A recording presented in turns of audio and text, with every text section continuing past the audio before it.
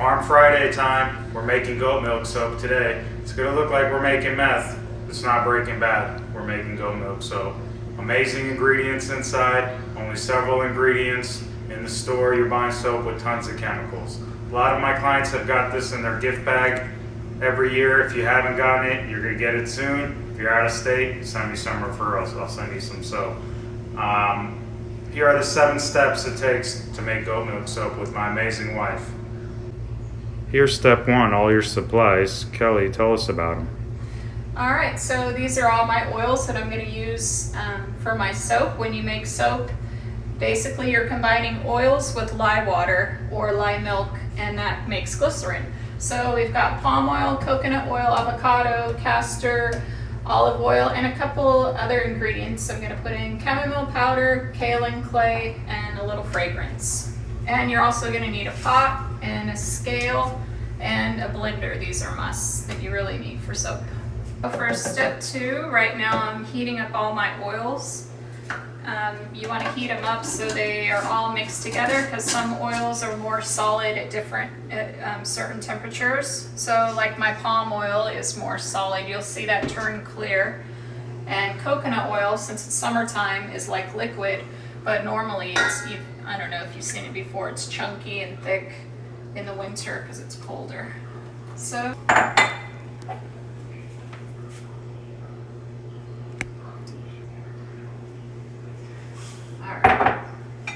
don't know if you can see that, but it's all cloudy. And when this is done heating up, it'll be clear, and we'll show you a picture of that. So while my oils are melting, I get my goat milk. And when you make goat milk soap, you have to freeze the milk. Otherwise, when you mix it with the lye, it'll scorch, because lye heats up with water or liquid. So I use 21 ounces of milk in my batch. So first I'm going to measure out.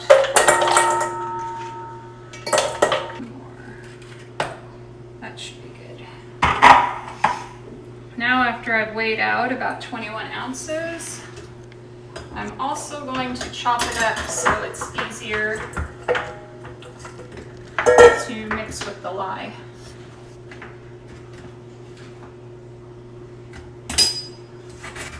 So while I'm cutting too, I want to make, these are really great, these temperature guns. I want to make sure my oils don't get over 130. About 120, 125, it goes clear, which is when it is pretty much all mixed together. You can see it looks clear. There's still a little bit that needs to come together, but you want to keep an eye on that, because if it gets over like 135, sometimes you can scorch your oils. So I always watch that. And that's it for chopping milk. And now I'm gonna put on my protection for lye. Step 3 is when we're gonna make our lye milk. So we have to be very careful whenever you work with lye. It's a dangerous, it can burn you. So you want to make sure, I keep mine sealed in here for protection, and when you work making soap, you want to wear gloves, you want eye protection. And I put on these extra things here just in case it splashes, so it's not splashing on my face. And I've made tons and tons of soap, but I have had it splash and hit my goggles, because you do not want that in your eyes. I also have on long sleeves so it doesn't splash on me here, but after it turns into glycerin, then it's safe. But before then, it's a little bit dangerous, so we take precaution. So, turn this on. And I measure this in grams instead of ounces, so it's more precise. Because just a little bit off can be the difference between good soap and not good soap. These are tiny, tiny little beads, so you want to be careful not to spill these. And careful how you pour. Now, as soon as I'm done with my lye, I put it back in this container, because I have had one of these pop before from humidity because it reacts with water, and if it's super humid like our monsoon season, sometimes these bottles can pop. So I put it inside of another Tupperware container. And now we're going to add the lye to our milk cubes, which I've chopped up. I go slowly because if you pour too much at once, then you can scorch your milk. So pour a little and stir, pour a little and stir. And always keep the milk moving so it doesn't scorch on the bottom.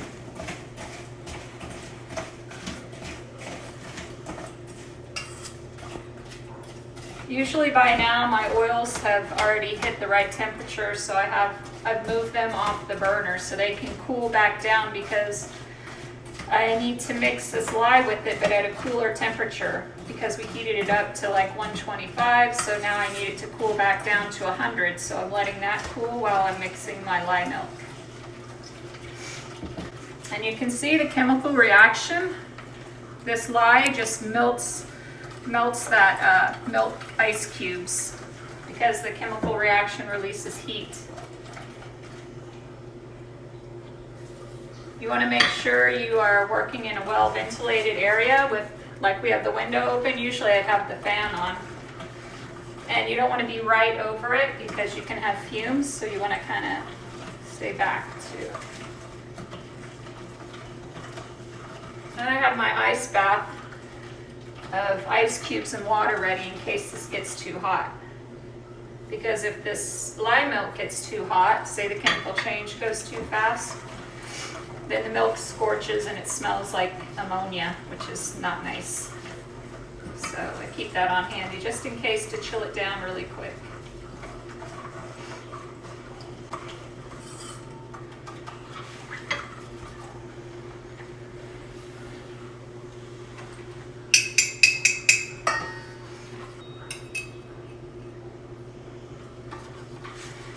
As soon as I'm done with this, because there was lye in it, I'm going to rinse it out.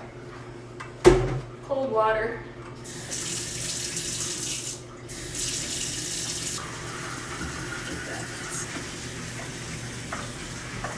Just that amount of time turning my back. It started turning a little yellow, which means it's overheating, so I'm going to stick it in the ice.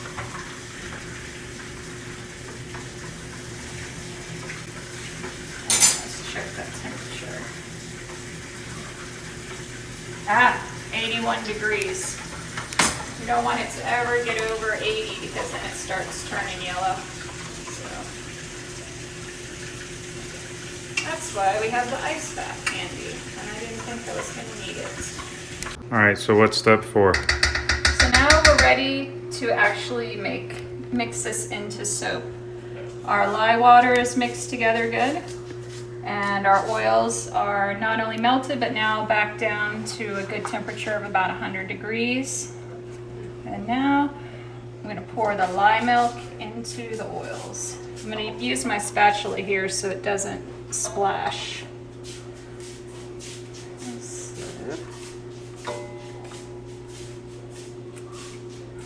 Get all that in.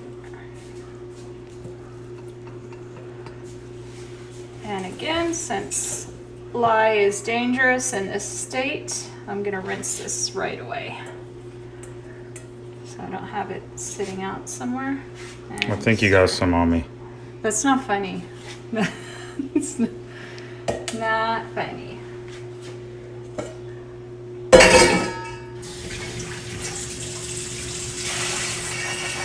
So the lye and the oil, if you were to stir this like in the old days, it'd take you like 2 days. See the oil and the lye milk on the bottom? But that's why we have stick blenders. And it's gonna get loud, so. Right when the oil gets mixed with the lye milk, we call that emulsion. It's all right, Gus. Calm down, Gus. Gus, we already did a video about you. What are you doing in the kitchen? What are we doing for step 5? We're adding all of our additives, our color, and our fragrance. What fragrance are you using today? Sweet vanilla chai. this is my separate one, which I mixed in some white, and the fragrance in here is going to make this turn brown. All right, now when your batter gets like a pudding consistency, a thicker, more puddingy, like wet pudding, then that's what we call it's come to trace. And it's about time to pour it in the molds. Kel, what are we doing for step 6? So now we're ready to pour it into the molds.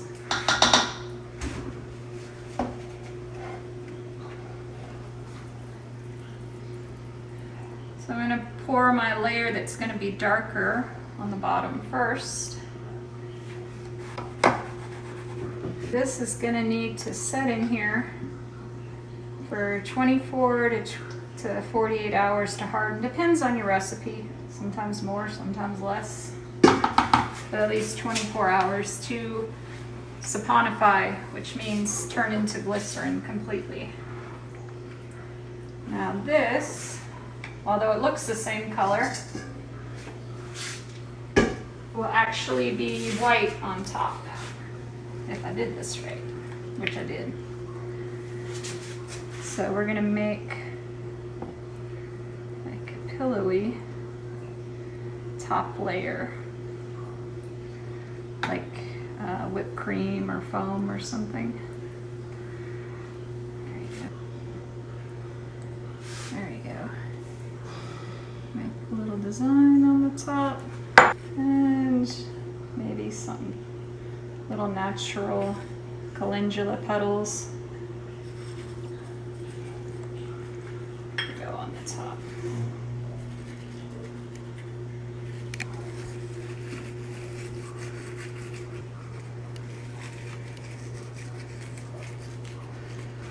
And there you go. Now we just have to let it sit and cure 24 to 48 hours. Okay, step 7, after it's cured for 24 or 48 hours, which I made this soap yesterday. This is my espresso coffee soap. Then you can take it out of the mold because it's hardened. So, line this up.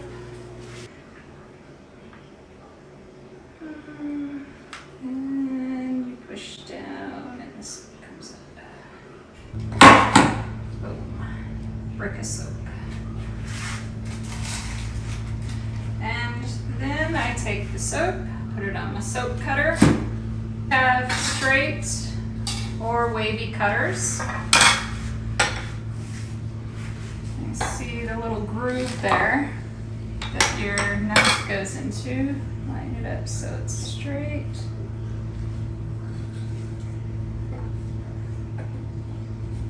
Now cut it right. Like that.